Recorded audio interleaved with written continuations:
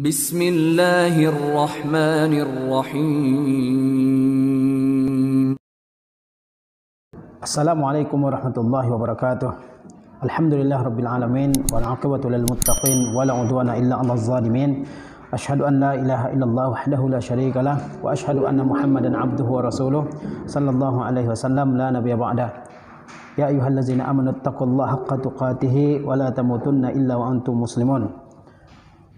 Segala puja dan puji syukur kita senantiasa kita aturkan kehadirat Allah Tabaraka wa Ta'ala yang senantiasa memberikan nikmatnya kepada kita semua.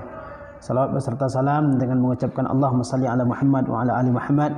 Senantiasa kita aturkan kepada Nabi kita yang mulia Muhammad sallallahu alaihi wasallam beserta keluarga, para sahabat dan juga orang-orang yang senantiasa mengikuti sunnah Rasulullah sallallahu alaihi wasallam di dalam setiap lini kehidupan. Pada kesempatan yang berbahagia ini saya akan menyampaikan suatu tema singkat yang berjudul Makanatus Syababi fil Islam, yaitu kedudukan pemuda di dalam agama Islam. Makanatus Syabab fil Islam. Kita mengetahui bahwasanya masa muda ini merupakan masa yang sangat penting dalam umur yang dimiliki oleh seseorang. Masa muda adalah masa di mana seseorang menikmati segala bentuk kekuatan. Sebelumnya dia lemah di masa kecil, kemudian ketika dia memasuki masa muda, masa remaja, dia memiliki kekuatan. Setelah masa muda, maka manusia akan masuk kepada masa tua, dan masa tua adalah masa kelemahan. Sehingga orang mengatakan bahawa masa muda itu adalah marhalatul quwwah baina al-marhalatain ad-dha'ifatain, yaitu masa kuat di antara dua masa yang lemah. Masa yang lemah itu adalah masa kecil dan di masa tua. Allah Subhanahu wa taala menjelaskan tentang masa muda ini melalui firman-Nya, Allahul ladzi khalaqakum min dha'f. Sesungguhnya Allah Subhanahu wa taala yang telah menciptakan kalian dalam keadaan lemah. Summa ja'ala min ba'di dha'fin quwwatan wa summa ja'ala min ba'di quwwatin dha'fa wa syaiba. Kemudian setelah masa yang lemah, masa kecil, Allah SWT menjadikan kalian menjadi masa yang kuat. Summa ja'ala min ba'di quwwatin dha'fa wa syaiba. Setelah masa yang kuat, Allah menjadikan kalian masuk ke dalam masa berikutnya, yaitu masa lemah dan masa beruban, masa tua. Yakhluqu ma yasha'. Allah Subhanahu wa taala menciptakan apa yang dikehendakinya. Wa huwal alimul qadir, dan Allah itu Maha mengetahui lagi Maha berkuasa. Jadi manusia ini ketika dilahirkan oleh ibunya dia dalam keadaan lemah, kemudian seiring dengan berjalannya waktu dan masa, dia akan masuk kepada masa kanak-kanak, kemudian setelah masa kanak-kanak masuk masa remaja, dan di masa remaja itulah masa yang sangat penting dalam kehidupan seseorang karena merupakan masa di mana seseorang sedang kuat-kuatnya. Kemudian setelah masa muda, maka seseorang akan masuk ke dalam masa tua dan masa tua ini adalah masa yang lemah ya. Masa muda ini adalah masa yang menurut orang-orang Arab pada zaman dahulu juga merupakan masa yang sangat penting. Mereka menulis syair-syair untuk meratapi masa muda ini, menunjukkan pentingnya masa muda dalam pandangan mereka. Sampai-sampai seorang penyair di antara mereka mengatakan, ala laitas syababa ya'udu yauma. Ya, duhai kiranya masa muda kembali kepadaku satu hari saja. Fa ukhbirahu bima fa'alal masyibu. Lalu akan aku kabarkan kepada dia tentang apa yang dilakukan oleh al-masyib, yaitu uban, ya, masa tua. Tentu masa muda tidak akan pernah kembali sekalipun sehari pun ke dalam kehidupan seseorang. Apa yang telah berlalu dari waktu dia tidak akan pernah kembali lagi. Masa muda ini kata para ulama yaitu sejak seseorang memasuki usia balik sampai dia berumur 40 tahun, atau ada yang mengatakan sampai dia berumur 50 tahun. Jadi sejak seseorang balik, misalnya seseorang balik pada usia 15 tahun sampai ia berusia 40 tahun, itulah yang disebut dengan marhalatus syabab, masa muda. Atau sebagian mengatakan sampai umur 50 tahun. Namun yang paling banyak pendapat di kalangan ulama bahawa masa muda itu adalah sampai usia 40 tahun, dari sejak balik sampai orang berusia 40 tahun. Dan para pemuda ini mereka memiliki tanggung jawab yang sangat besar dalam agama Islam, ya. memiliki mas'uliyah, memiliki tugas yang sangat besar di dalam agama Islam ini. Ya, di mana generasi yang akan datang itu tanggung jawab mendidiknya ada di para pemuda yang hidup di masa yang sekarang ini. Baik buruknya generasi yang akan datang itu tergantung kepada pemuda-pemuda yang ada pada masa sekarang ini. Oleh sebab itu Islam memberikan perhatian sangat besar terhadap para pemuda, memberikan inayah, ihtimam yang sangat besar terhadap para pemuda, karena baik buruknya atau maju mundurnya suatu bangsa, maju mundurnya suatu agama ditentukan oleh para pemuda yang ada pada bangsa atau agama tersebut. Di dalam agama Islam, pemuda memiliki kedudukan yang sangat besar, kedudukan yang sangat penting, yang sangat strategis. Ya, mereka para pemuda adalah orang-orang yang mengangkat bendera Islam, mengangkat bendera Islam tinggi-tinggi di setiap penjuru dunia. Siapakah yang menyebarkan Islam ke berbagai penjuru dunia? Mereka pada umumnya adalah para pemuda, ya, para pemuda yang berusia 20, 30, 40 tahun. Mereka lah yang menyebarkan dakwah, menyebarkan ilmu. Mereka lah yang berusaha untuk mendatangi setiap negeri untuk menyampaikan dakwah Islam ini. Misalnya dalam Al-Quranul Karim, Allah Subhanahu wa taala mengisahkan tentang Ibrahim alaihi salam yang merupakan Al-Khalil, ya kan, kekasih yang sangat dekat dengan Allah Subhanahu wa taala. Pada masa muda ini Ibrahim alaihi salam pernah membawa kampak untuk menghancurkan berhala-berhala yang disembah oleh kaumnya ketika kaumnya sedang meninggalkan negerinya pergi berburu. Ketika mereka kembali ke negerinya, mereka mendapati berhala-berhala yang mereka sembah sudah dihancurkan semuanya, kecuali yang paling besar. Dan yang paling besar ini diletakkan kapak oleh Ibrahim di tangannya, supaya kaumnya Ibrahim ini berpikir bahwa berhala-berhala yang besar inilah yang menghancurkan berhala-berhala yang kecil. Karena kaumnya ketika melihat kejadian itu mereka murka, mereka begitu marah. Dan mereka pernah mendengar bahwa ada seorang anak muda yang mencela Tuhan-Tuhan atau berhala-berhala mereka itu. Maka mereka memerintahkan para tentara mereka untuk menangkap Ibrahim. Mereka mengatakan, qalu sami'na fatan yazkuruhum yuqalu lahu Ibrahim. Mereka berkata, kami pernah mendengar ada seorang anak muda yang menyebut-nyebut yang mencela berhala-berhala yang mereka sembah tersebut. Yuqalu lahu Ibrahim. Anak muda itu disebut Ibrahim. Ya, disebut Ibrahim. Bayangkan ya, anak muda yang dalam Quran disebut dengan fata, anak muda baru menginjak usia dewasa, ya, dia dengan penuh gagah berani menghancurkan berhala-berhala yang disembah oleh kaumnya. Karena seorang yang bertauhid tentu tidak ridha, tidak bisa menerima segala bentuk peribadahan kepada selain Allah Subhanahu wa taala. Begitu juga dengan Nabi kita Muhammad sallallahu alaihi wasallam yang beliau menerima wahyu dari Allah Subhanahu wa taala adalah pada usia 40 tahun. Usia 40 tahun adalah usia yang paling matang bagi seseorang. Dia sudah menginjak usia kematangan dan merupakan puncak daripada masa muda. Dan di saat umur 40 tahun itulah Nabi kita Muhammad SAW menerima wahyu yang pertama dari Allah Subhanahu wa taala. Demikian pula para sahabat ridwanullah taala alaihim. Mereka ketika masuk Islam pada umumnya adalah para pemuda, orang-orang yang berusia di bawah 40 tahun, Seperti misalnya Abu Bakar As-Siddiq, Siddiq Hazil Ummah radhiyallahu taala anhu. Berapa usianya ketika masuk Islam? Usianya ketika masuk Islam adalah 37 atau 38 tahun ya. Dia masuk Islam dalam usia itu. Dan kita semua mengetahui betapa besar peranan yang dimainkan oleh Abu Bakar As-Siddiq sejak dia pertama kali menyatakan diri sebagai orang yang beriman dengan risalah Rasulullah SAW. Begitu besar jasa-jasanya, begitu besar tindak tanduknya, begitu besar dakwah yang dia lakukan sejak dia masuk Islam sampai hari wafatnya. Itulah Abu Bakar As-Siddiq yang ketika masuk Islam dia masih berusia muda, 37 ataupun 38 tahun. Begitu juga dengan Umar Ibn Khattab,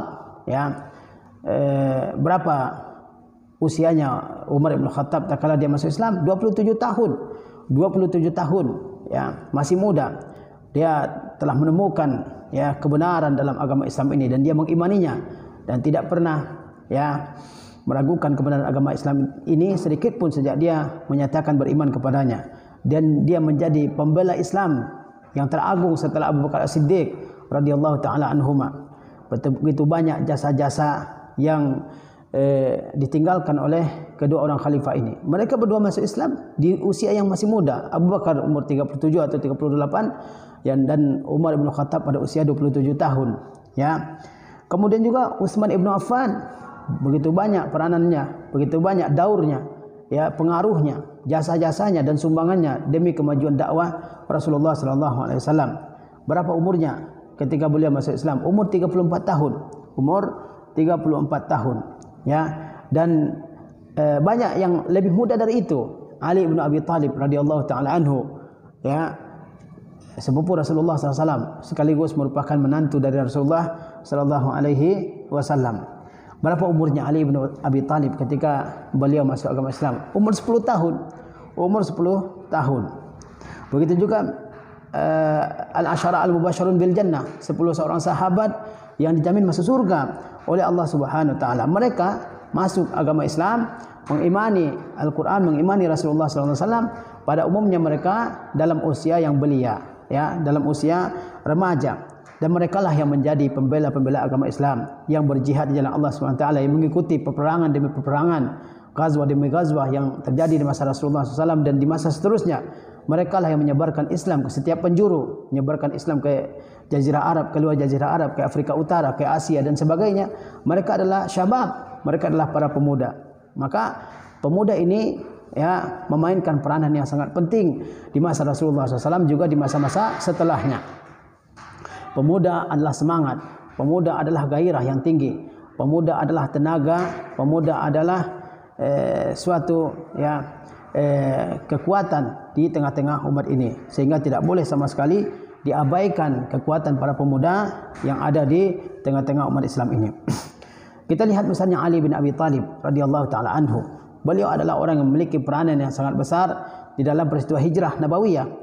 Beliau lah yang tidur di kasurnya Rasulullah sallallahu alaihi wasallam ketika Rasulullah SAW telah meninggalkan kota Makkah, meninggalkan rumahnya, berangkat menuju Madinah, Darul Hijrah bersama Abu Bakar As-Siddiq radhiyallahu taala anhu.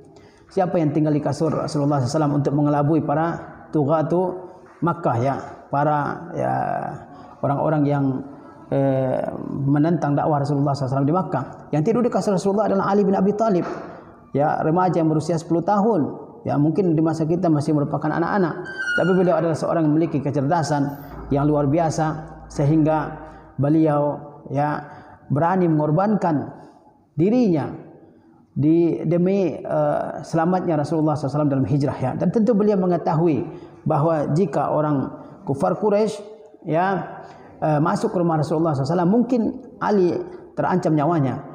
Tapi dengan penuh kegagahan, penuh keberanian, beliau tidur di kasur Rasulullah SAW semalam suntuk. Ya, itulah suatu bentuk pengorbanan. Beliau mengetahui mungkin darahnya akan tertumpah di tempat tersebut, tapi dengan penuh ya keberanian beliau tetap tetap tidur di tempat tersebut. Kemudian kita lihat misalnya Asma binti Abi Bakar As-Siddiq radhiyallahu taala anhuma, ya, seorang wanita yang saat itu usianya 27 tahun. Dan dia memiliki peranan yang sangat besar dalam keberhasilan hijrahnya Rasulullah sallallahu alaihi wasallam dari Makkah ke Madinah Al-Munawwarah. Asma sampai digelari Zatun Nitaqain, yaitu seorang yang memiliki dua sabuk ya. Dia memiliki dua sabuk. Kemudian ketika Rasulullah sallallahu alaihi wasallam ya bersembunyi di Gua Tsur, maka Asma binti Abu Bakar Siddiq ini ya datang kepada Rasulullah SAW dan kepada ayahnya Abu Bakar As-Siddiq membawa makanan. Kemudian ya makanan itu takut tumpah di jalanan, maka dia membelah sabuknya menjadi dua. Ya, sebagian dia pakai, sebagian lagi dia gunakan untuk menutup atau mengikat makanan yang dibawanya untuk Rasulullah SAW dan untuk ayahnya. Pengorbanan yang begitu besar, ya, pengorbanan yang begitu besar di saat orang-orang Makkah sedang mencari, sedang mengintimidasi, sedang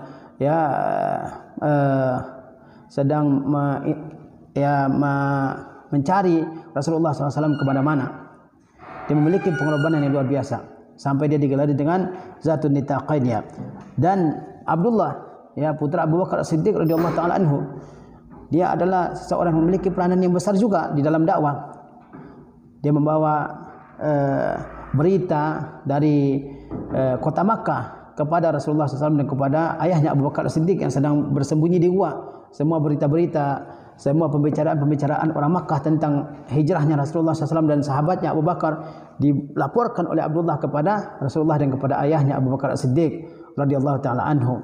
Dia menginap di gua tempat Rasulullah SAW bersembunyi, dan ketika waktu sahur dia kembali ke kota Makkah tanpa ada seorang pun yang mengetahui apa yang dia lakukan tadi malam. Ya, begitu besar peranannya sehingga Rasulullah SAW mengetahui setiap detil-detil informasi ya, berita-berita dan perkataan-perkataan yang diucapkan oleh orang-orang Makkah, rencana-rencana mereka terhadap Rasulullah SAW.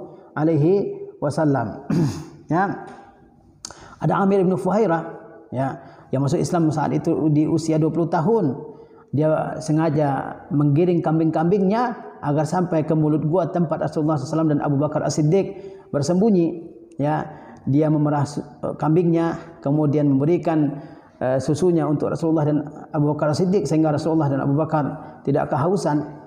Kemudian ya, kambing-kambing tersebut dia kembali halau masuk ke kota Makkah ya. Itulah peranan para pemuda dalam satu peristiwa, yaitu peristiwa hijrah Rasulullah SAW. Begitu juga dengan Mus'ab ibn Umair, ya, seorang pemuda yang berasal dari keluarga yang kaya raya di kota Makkah, ya, yang wangi, yang gagah, yang ganteng. Kemudian ketika dia masuk Islam, Rasulullah SAW mengutusnya untuk menjadi dai di kota Madinah. Ridwanullah taala alaih, semoga Allah Subhanahu wa taala meridainya. Bahkan tidak ada satupun rumah dari rumah-rumah kaum Ansar di kota Madinah kecuali ya di situ ada Muslim dengan dakwahnya Mus'ab bin Umair ini. Bahkan pemimpin suku ya pemimpin suku Aus yang sangat terkenal yaitu Sa'ad bin Mu'az, ia masuk Islam adalah karena dakwah yang diperankan oleh Mus'ab bin Umair. Sa'ad bin Mu'az yang ketika meninggal Arasy Ar-Rahman bergetar dengan meninggalnya Sa'ad bin Mu'az ini. Siapa yang mendakwahinya supaya dia menerima kebenaran agama Islam ini? Mus'ab bin Umair. Dan ketika dia masuk Islam, ya, Sa'ad bin Mu'az ini mengumpulkan semua anggota kaumnya suku Aus dan dia mengatakan, ya, saya tidak akan berbicara kepada kalian, haram bagi saya berbicara kepada kalian, wahai anggota kabilahku, baik laki-laki maupun perempuan, sebelum kalian semua masuk Islam. Lalu kaumnya mengikutinya, semuanya masuk ke dalam agama Islam. Peranan siapa? Peranannya ya Mus'ab bin Umair yang ketika itu ya kira-kira berumur 30 tahun. Begitu juga dengan Sa'ad bin Mu'az ya, yang saat itu berumur kira-kira sekitar 30 tahun ya. Demikian ya contoh-contoh beberapa pemuda. Ada pemuda-pemuda yang lain. Zubair bin Awam, hawarinya Rasulullah SAW, seorang pejuang yang hebat, seorang batal, seorang ya pahlawan yang gagah berani, al-batalul migwar, ya, seorang pahlawan yang gagah berani yang memiliki ya kisah-kisah kepahlawanan di dalam berbagai macam medan pertempuran di masa Rasulullah SAW. Berapa umurnya ketika dia masuk Islam? Umurnya baru 15 tahun. Zubair bin Awam masuk dalam agama Islam ini saat dia berumur 15 tahun. Ya, 15 tahun kalau di masa kita sekarang mungkin kelas 3 MTS, kelas 3 SMP atau kelas 1 SMA ya. Zubair bin Awam masuk Islam saat itu dan langsung memainkan peranan yang sangat besar di dalam ya mempertahankan dan dalam membela agama Islam yang disampaikan oleh Rasulullah SAW ya. Talha bin Ubaidillah, dia masuk Islam umur 16 tahun. Dia masuk Islam dalam usia 16 tahun. Dan dia merupakan seorang pembela Islam yang sejati, pembela Islam yang gagah berani, pembela Islam yang siap mengorbankan hartanya, jiwanya, dirinya untuk kepentingan agama Islam ini. Dia dikenal dengan keberaniannya, kemampuannya, keahliannya, kecakapannya di dalam berbagai hal. Dan juga dalam kebaikannya sampai Rasulullah SAW menggelari Talha bin Ubaidillah ini dengan Talha al-Khair. Talha yang merupakan orang yang al-khair, yang begitu banyak kebaikannya, begitu banyak kebaikan-kebaikan yang dilakukannya. Dia masuk Islam di umur 16 tahun. Ada Al-Arqam bin Abil Arqam, ya. Dia mengundang Rasulullah SAW untuk menyampaikan wahyu di rumahnya, ya. Di saat Nabi SAW sedang ditindas, sedang dimusuhi, sedang dilawan dan ditolak oleh pembesar-pembesar Makkah, ya, Tughatu Makkah, oleh pembesar-pembesar kota Makkah. Di saat Rasulullah SAW diejek, ada seorang anak muda yang tampil dan mengundang Rasulullah SAW untuk menyampaikan wahyu di rumahnya untuk mengajari para sahabat yang saat itu telah masuk Islam, yaitu Al-Arqam, ya, Al-Arqam bin Abil Arqam. Padahal usianya pada saat itu baru 16 tahun. Baru usia 16 tahun. Dan dia berasal dari Bani Makhzum. Bani Makhzum adalah salah satu, ya, bagian dari orang-orang yang selalu berebut pengaruh terhadap kota Makkah dengan Bani Hashim. Dan untuk kita ketahui bahwa Bani Makhzum salah satu pembesarnya adalah Abu Jahal, dan Abu Jahal merupakan orang-orang yang sangat memusuhi Rasulullah sallallahu alaihi wasallam. Namun demikian Al-Arqam bin Abil Arqam, dia siap menghadapi segala risiko yang akan, ya, ditimbulkan oleh pilihannya, oleh keputusannya mengundang Rasulullah SAW untuk menyampaikan wahyu di rumahnya. Kalau seandainya Abu Jahal tahu bahwa Rasulullah SAW, ya, diberikan kesempatan untuk menyampaikan wahyu di rumah anggota kabilahnya, tentu anggota kabilahnya, apalagi yang masih muda, akan merasakan siksaan, akan merasakan, ya, ya, penderitaan yang sangat berat yang akan dilakukan oleh Abu Jahal ini. Tapi demikian beliau tetap, ya, memberanikan diri dengan segala risiko yang akan dihadapi, ya. Ada sahabat yang lain, Zaid bin Sabit radhiyallahu taala anhu. Zaid bin Sabit ini adalah seorang sahabat yang tubuhnya kecil, lemah, ya, tidak seperti sahabat-sahabat muda yang lain, tubuhnya lemah. Tapi ada kelebihannya Zaid bin Sabit ini. Dia memiliki kecerdasan yang luar biasa dalam menghafal Al-Qur'anul Karim.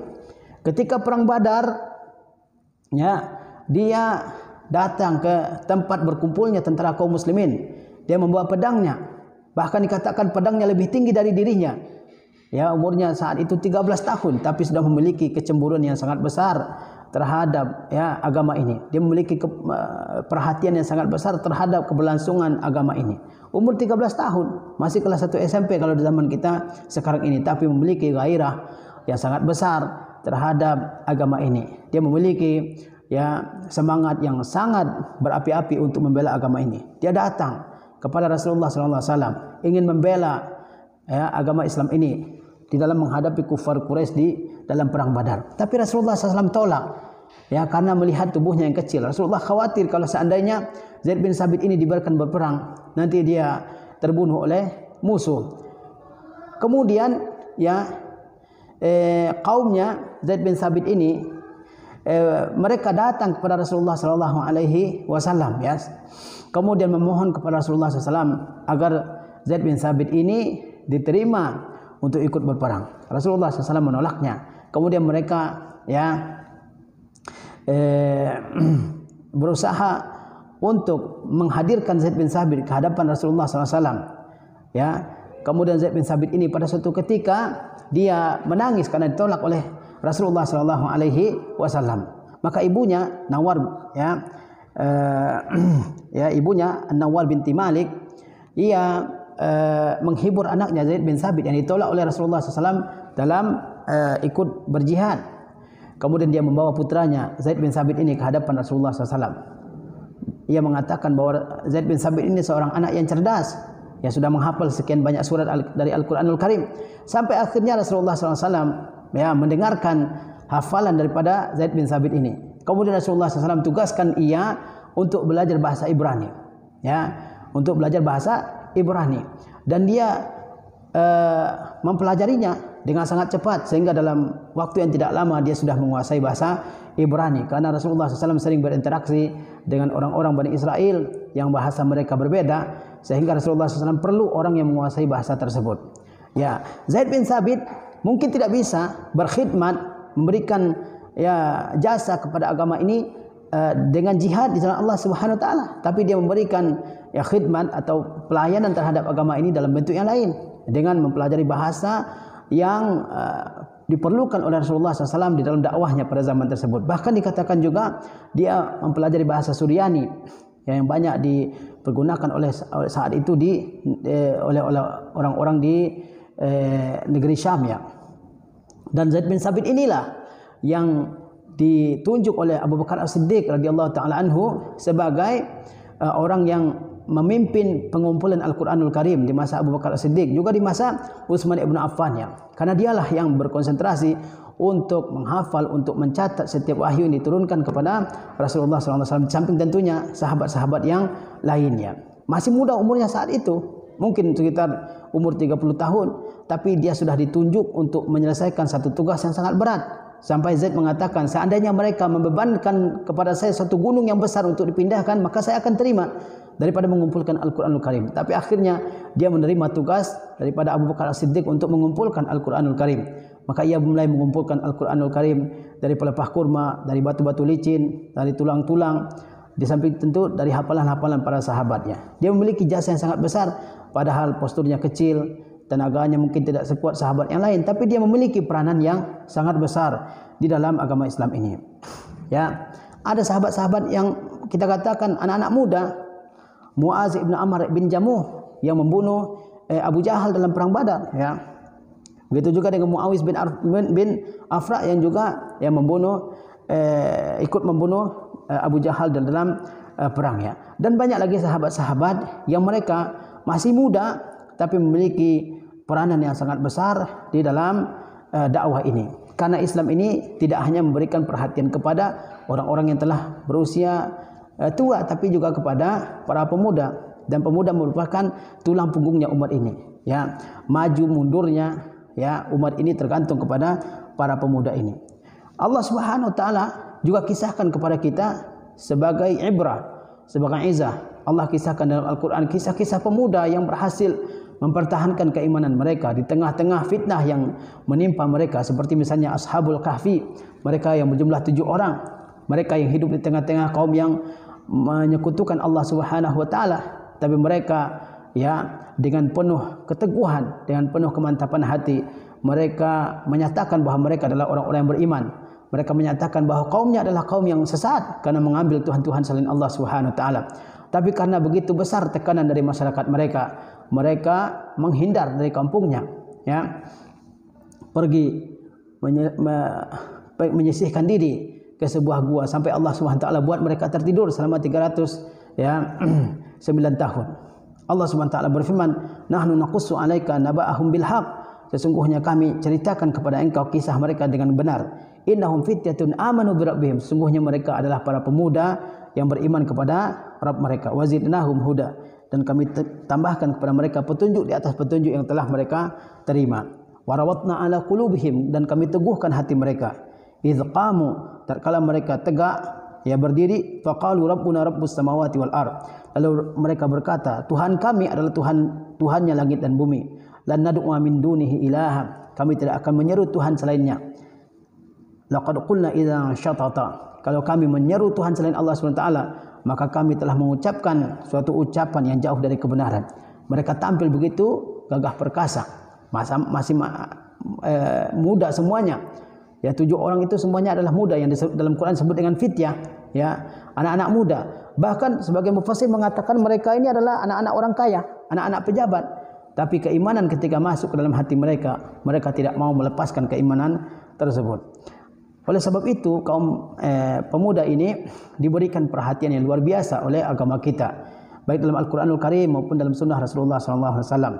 Seperti misalnya Rasulullah SAW ya menerangkan bahwa di antara orang-orang yang mendapatkan perlindungan dari Allah Subhanahu wa taala pada hari kiamat, di mana tidak ada ya naungan pada hari tersebut kecuali naungan dari Allah Subhanahu wa taala. Siapa di antara yang 7 itu? Rasulullah mengatakan wasyabun nasya'a fi ibadatillahi azza wa jalla, yaitu seorang pemuda yang tumbuh dalam ibadah kepada Allah azza wa jalla. Masa muda ya itu bagi sebagian orang adalah masa untuk berleha-leha, masa untuk ya bermalas-malasan, masa untuk ya melakukan berbagai macam ya maksiat, dan banyak masyarakat yang memaklumi hal itu. Maklum dia masih muda ya, sehingga banyak para pemuda yang tersesat jalannya karena masyarakatnya awalnya memaklumi.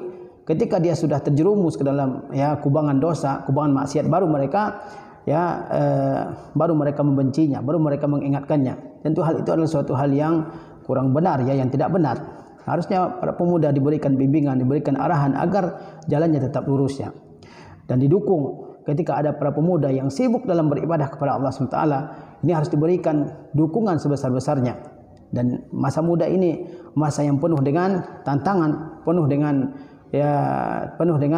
berbagai macam godaan, sehingga banyak para pemuda yang tergelincir jalannya. Oleh sebab itu tidak mudah untuk mempertahankan keimanan di masa muda ini, sehingga ganjaran bagi pemuda yang bisa mempertahankan keimanannya di masa muda ini, dia tumbuh di atas ibadah kepada Allah, di atas menuntut ilmu, bergaul dengan para ulama, di atas perjuangan untuk membela agama ini. Allah SWT sediakan ganjaran yang besar, yaitu Allah SWT akan lindungi dia pada hari kiamat. Rasulullah SAW juga memberikan perhatian kepada pemuda dalam bentuk mengarahkan akidah mereka supaya mereka semua terjaga akidahnya, karena akidah merupakan inti yang sangat pokok di dalam agama kita. Jika seorang akidahnya benar, maka ibadahnya akan mengikuti. Jika seseorang akidahnya sesat, maka dia akan susah kembali kepada jalan yang hak. Dia akan binasa dan celaka kehidupannya di dunia dan di akhirat. Oleh sebab itu Rasulullah SAW memberikan pesan yang sangat penting kepada seorang pemuda yang bernama Abdullah bin Abbas. Kata Rasulullah SAW, "Ya gulam, inni u'allimuka kalimat." Wahai remaja, sesungguhnya aku akan mengajarkan kepadamu beberapa kalimat yang sangat penting. Apa itu? Ihfazillah yahfazka.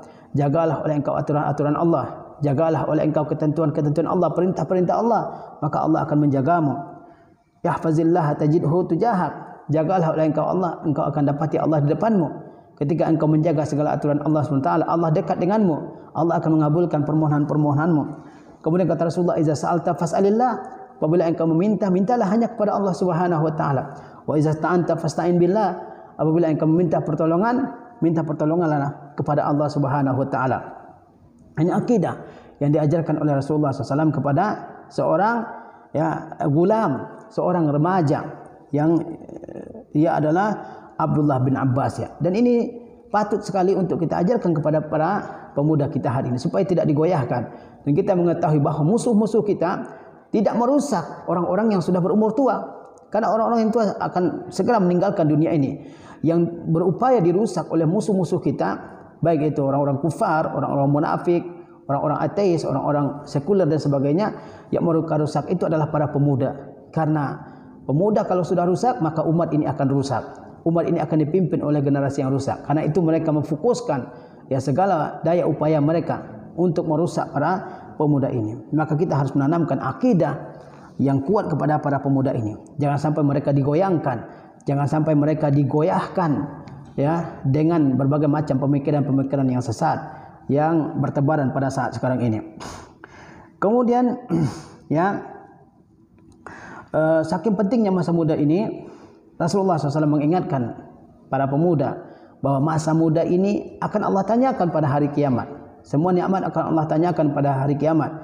Tapi ada nikmat-nikmat yang Allah Subhanahu wa taala akan tanyakan secara rinci pada hari kiamat. Kata Rasulullah SAW, "La tazulu qadama 'abdi yaumal qiyamah hatta yus'ala an umrihi fi ma afna." Tidak akan bergeser kedua kaki seorang hamba pada hari kiamat sebelum ia ditanyai pertama an umrihi fi ma afna, tentang umurnya, di mana ia habiskan umurnya. Wa an ilmihi fi ma fa'al, tentang ilmunya, di mana apa yang dia lakukan dengan ilmunya. Wa an malihi min aina iktasabah, dan tentang hartanya, di mana dia peroleh hartanya. Wa fi ma anfaqah, dan di mana dia belanjakan. Wa an jismihi fi ma abla, dan tentang tubuhnya, di mana dia rusakkan. Wa an jismihi fi ma abla, tentang tubuhnya, di mana dia rusakkan tubuhnya, di mana dia lapukkan, di mana dia habiskan tubuhnya yang diberikan oleh Allah Subhanahu wa taala kepadanya. Tentang masa muda, padahal masa muda tercakup dalam umur secara umum, tapi kenapa masa muda ini ditanyakan oleh Allah Subhanahu wa taala pada hari kiamat? Padahal dalam banyak masyarakat masa muda itu jangan terlalu serius beragama. Jangan terlalu serius beragama. Sekali-kali boleh bermain, sekali-kali boleh mengganggu anak wanita misalnya dan sebagainya, hal dibolehkan dalam budaya, dalam sebagian budaya. Tapi masa muda itu adalah masa yang sangat penting. sehingga Allah akan tanyakan tentang masa muda ini pada hari kiamat, padahal dia tercakup dalam umur secara keseluruhan. Kenapa? Kenapa akan ditanyakan tentang masa muda? Karena ia adalah masa penting, masa kuat. Ya, kalau orang berhasil memanfaatkan, mengisi masa mudanya ini dengan ketaatan, dengan amal ibadah, maka dia akan lurus jalannya dalam kehidupan ini. Kemudian masa muda juga tidak dibiarkan begitu saja oleh Rasulullah SAW. Rasulullah tidak hanya mengajarkan tentang akidah di masa muda ini. Rasulullah juga mengajarkan adab, ya. Supaya apa? Supaya orang tidak hanya bagus akidahnya, bagus juga adabnya, ya. Jangan sampai seseorang begitu mantap tauhidnya, tetapi dalam berinteraksi dengan manusia kurang adabnya, kurang sopan santunnya, ya. Dalam melakukan hal ini hal itu kurang adabnya. Ini tentu akan mengurangi keindahan pada diri seorang pemuda. Oleh sebab itu misalnya Rasulullah SAW mengajarkan para pemuda cara makan, hatta cara makan. Bayangkan kalau ada seorang pemuda tidak baik cara makannya, cara minumnya, cara berpakaiannya dan sebagainya, orang akan menilai bahwa dia adalah orang yang kurang adab. Oleh sebab itu Rasulullah SAW mengajarkan Umar bin Abi Salamah, anak tirinya Rasulullah SAW, adab makan. Ketika Umar bin Abi Salamah makan dan makanan dan tangannya menyambar makanan di mana-mana dari sebuah nampan, maka Rasulullah SAW mengajarkan kepada dia adab makan. Kata Rasulullah SAW, "Udnu ya bunayya, fasamillah, mendekatlah wahai anakku. Fasamillah, sebutkanlah oleh engkau nama Allah." Maksudnya bacalah basmalah sebelum makan. Wa kul biyaminik, makanlah dengan tangan kananmu. Wa kul mimma yalik, dan makanlah apa yang ada di hadapanmu. Ini sangat penting untuk diperhatikan oleh kita dalam kehidupan kita ini. Jangan sampai kita menjadi orang-orang yang bagus tauhidnya tetapi kurang baik adabnya, baik itu kepada dirinya sendiri, kepada keluarga, kepada guru, kepada masyarakat, kepada teman-teman dan sebagainya. Jadi masa muda ini adalah masa yang sangat penting dalam kehidupan seseorang. Seandainya seorang pemuda dia beriman kepada Allah Subhanahu wa taala, beriman kepada seluruh rukun-rukun iman, menjalankan setiap dari rukun-rukun Islam, maka dia akan menjadi seorang pemuda yang baik, pemuda yang lurus, pemuda yang istiqamah di atas agama Islam ini. Tetapi kalau seorang pemuda tidak mengenal akan agama Islam, tidak menjalankan akidah, tidak mengimani akidah, tidak menjalankan rukun-rukun Islam dan rukun-rukun iman dalam kehidupan ini, maka para pemuda akan menjadi pemuda yang rusak, pemuda yang jauh dari kebenaran, pemuda yang banyak kerusakannya daripada kebaikannya. Dan kita harus ingat bahwasanya musuh-musuh kita tidak akan berhenti menimbulkan keraguan-raguan dalam diri pemuda terhadap kebenaran agama Islam ini. Maka seorang pemuda harus menuntut ilmu, harus belajar ilmu supaya dia yakin dengan kebenaran agama Islam ini, bahwa agama Islam ini agama yang hak di sisi Allah Subhanahu wa taala. Innad dina indallahil Islam. Sesungguhnya agama yang hak di sisi Allah adalah Islam. Jangan sampai dia membaca buku-buku yang menimbulkan keraguan terhadap kebenaran agama Islam ini. Jangan sampai seorang pemuda membaca tulisan-tulisan, artikel-artikel yang berisi keraguan terhadap agama Islam ini, sehingga dia menjadi pemuda yang tersesat, menjadi pemuda yang menyimpang jalannya dari jalan yang lurus. Mesti dia membekali dirinya dengan ilmu yang bermanfaat. Mesti dia sibukkan dirinya dengan ilmu yang bermanfaat. Jangan sampai dia menyibukkan dirinya dengan hal-hal yang tidak penting di dalam kehidupannya. Jika seorang pemuda dia menjaga masa mudanya ini dari segala bentuk maksiat, dari segala bentuk dosa, dari segala bentuk syubhat, dari segala bentuk syahwat, maka insya-Allah Subhanahu wa taala masa tuanya akan merupakan masa tua yang istiqamah, yang lurus di atas jalan Allah Subhanahu wa taala ini. Sebagaimana kita dengar bagaimana para ulama yang waktu mudanya sibuk menuntut ilmu, di masa tuanya Allah Subhanahu wa taala jaga dia dari penyakit, dari musibah, dari kehinaan dalam kehidupannya. Seperti misalnya Al-Imam Abi Syuja', penulis kitab Matan Abi Syuja'. Ia adalah seorang alim besar, merupakan seorang qadhi, seorang hakim besar. Suatu ketika dia menumpangi sebuah kapal, dan setelah kapal itu sampai di dermaga, para penumpang yang muda-muda loncat dari dermaga ke daratan, Dan Al-Imam Abi Syuja juga ikut loncat. Para pemuda yang ada saat itu, mereka mengingatkan, wahai Syekh, engkau sudah tua. Umurnya saat itu sudah 100 tahun. Engkau sudah tua. Ya, kalau engkau ikut loncat, mungkin engkau akan sakit-sakitan, mungkin tulang engkau akan patah. Ya kan? Tapi Syekh tetap loncat dari kapal ke daratan. Dan beliau selamat.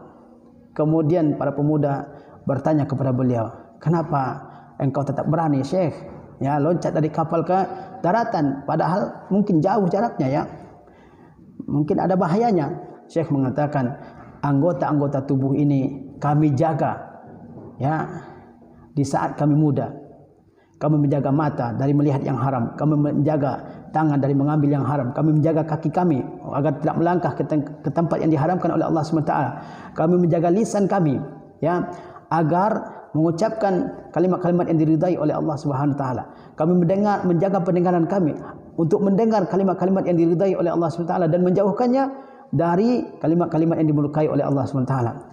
Karena kami jaga anggota tubuh kami ini di masa muda, maka Allah Subhanahu wa taala jaga anggota tubuh ini di saat kami tua. Oleh sebab itu sangat penting bagi kita untuk menjaga ya para pemuda ini dari berbagai macam kesesatan yang datang silih berganti untuk merusaknya. Mudah-mudahan Allah SWT menjaga umat ini, menjaga para pemuda, pemudi, dan menjaga keimanan kita semua. Wassalamualaikum warahmatullahi wabarakatuh. Bismillahirrahmanirrahim.